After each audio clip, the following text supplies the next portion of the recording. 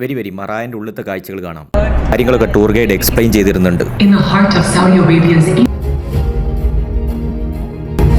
ഇവിടെ അന്താരാഷ്ട്ര കോൺഫറൻസുകളും അതുപോലെ തന്നെ പ്രശസ്ത സംഗീതജ്ഞരുടെ കൺസർട്ടുകളും മറ്റ് സാംസ്കാരിക ഇവന്റുകളും നടക്കാറുണ്ട്. ഇപ്പം നമ്മൾ പോകുന്നത് മറായയുടെ റൂഫ് ടോപ്പിലേക്കാണ്. ഇപ്പം കണ്ണാടിയിൽ കാണാം ഒരു വടിയും പിടിച്ച് നടക്കുന്നത്, പക്ഷെ എൻ്റെ കയ്യിൽ കാണുന്നില്ല. അതാണ് ഇൻവിസിബിൾ ആയിട്ടുള്ള ബിൽഡിങ്ങിൻ്റെ മുകളിൽ ഇൻവിസിബിൾ ആയിട്ടുള്ള സ്റ്റിക്ക് ഉപയോഗിച്ച് ഒരു വീഡിയോ എടുത്തതാണ്. ലോകത്തിലെ ഏറ്റവും വലിയ ഗ്ലാസ് ബിൽഡിങ്ങിൻ്റെ മുകളിലാണ് നമ്മളിപ്പോൾ ഉള്ളത്. ഏറ്റവും ടോപ്പത്തെ വ്യൂ ആണ്. അപ്പോൾ അതിൻ്റെ മുകളിൽ നിന്ന് കുറച്ച് വീഡിയോസും ഫോട്ടോസൊക്കെ എടുത്ത് താഴോട്ട് ഇറങ്ങി.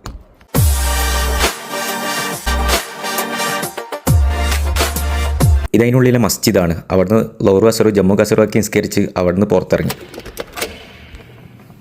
പിന്നെ നേരെ പോയത് പഞ്ചിയ അഡ്വഞ്ചർ ക്ലബ്ബിലേക്കാണ്. ഇവിടെയാണ് സ്റ്റേ ചെയ്യുന്നത്. ചെക്ക് ഇൻ ചെയ്തതിന് ശേഷം ഫുഡ് ചൂടാക്കാൻ വേണ്ടി എല്ലാവരും കിച്ചണിൽ കൂടി കയറി. ഫുഡ് കയ്യിലുണ്ടായിട്ടും സമയം 3 മണിയാകുമ്പോഴാണ് ഫുഡ് കഴിക്കാൻ സമയം കിട്ടിയത്.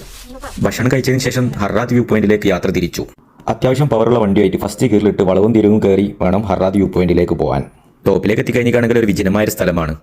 ഈ നിരപ്പായ പാതയിലൂടെ ഏകദേശം 2-3 കിലോമീറ്റർ പോവേണ്ടതുണ്ട്. അപ്പോൾ നമ്മളിവിടെ വണ്ടിയൊക്കെ പാർക്ക് ചെയ്ത് വ്യൂ പോയിന്റിലേക്ക് നടക്കുകയാണ്. സൺസെറ്റും സൺറൈസും ഭംഗിയായി കാണാൻ പറ്റിയൊരു സ്ഥലമാണ് ഹറാത്ത് വ്യൂ പോയിന്റ്. അൽഉലയിലെ ഏകദേശ ഭാഗങ്ങളൊക്കെ ഇവിടെ നിന്ന് കാണാൻ സാധിക്കും. പച്ചപ്പ് നിറഞ്ഞ അൽഉലയിലെ ഒയാസിസ് ഫാമും അതുപോലെ അൽഉലയിലെ ഓൾഡ് ടൗണും ഇവിടെ നിന്ന് കാണാൻ സാധിക്കും. അവിടുന്ന് കുറച്ച് ഫോട്ടോസും വീഡിയോസൊക്കെ എടുത്ത് അവിടുന്ന് യാത്ര തിരിച്ചു. അടുത്തതായി പോകുന്നത് എലിഫന്റ് റോക്കിലേക്കാണ്. സൺസെറ്റിൻ്റെ സമയം കഴിയുന്നതിന് മുന്നേ ആയിട്ട് അവിടെ എത്തേണ്ടതുണ്ട്.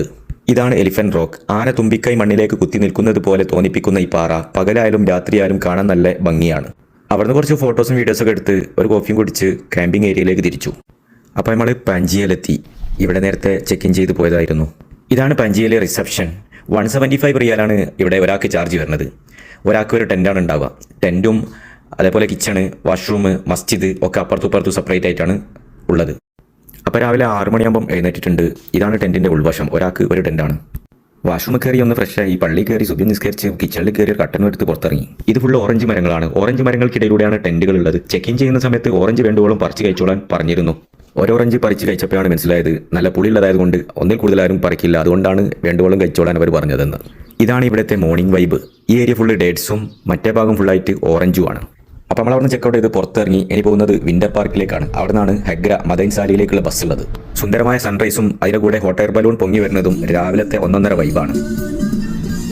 ഇത് കാണാൻ നല്ല ഭംഗിയില്ലേ? വലിയ 3 പാറകൾ, അതിന് നടുവിലൂടെ റോഡും 3 കല്ല് വെച്ച് അടുപ്പ് കൂട്ടിയ മതി, നടുവിൽ ചെമ്പ് വെച്ച് കൊടുത്താൽ മതി. ഇതാണ് മദൈൻ സാലിയിലേക്കുള്ള ബസ്. നമ്മുടെ വണ്ടി അങ്ങോട്ട് അലോഡില്ല.